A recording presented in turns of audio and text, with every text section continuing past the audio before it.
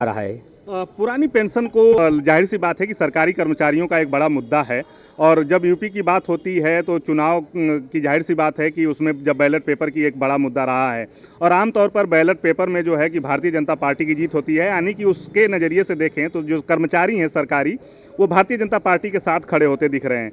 क्या आप लोगों का ये मुद्दा इस बार बैलेट पेपर भी असर डालेगा?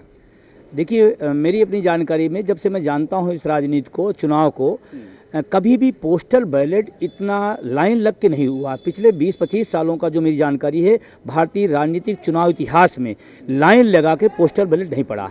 अगर पोस्टल बैलेट पड़ रहा है तो हम सब का जो अभियान चल रहा है हैशटैग वोट फॉर ओपीएस, उसका असर है और बहुत सारे राजनीतिक पंडितों के चकराई हुई है दिमाग है कि हो क्या रहा है।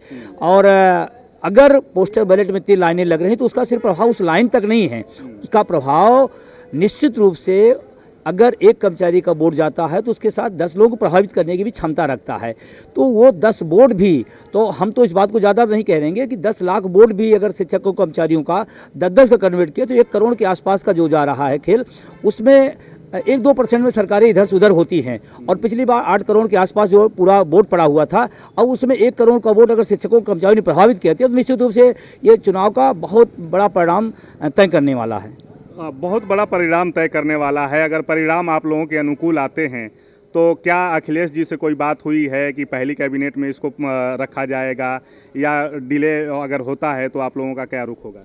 देखिए, निश्चित रूप से उन्होंने कहा है, उन्होंने कहा कि सरकार बने तो हम लागू करेंगे। और एक चीज़ कहा जाता है, यहाँ तक विपक्ष भी के जो लोग विरोध स्वरूप रहते हैं वो भी कहते हैं कि अखिलेश जी ने अगर कहा है तो करेंगे। ये विश्वास लोगों के अंदर है और इसी विश्वास पर लोग इकट्ठा हो रहे हैं और इसी विश्वास से लोग लगे हुए हैं।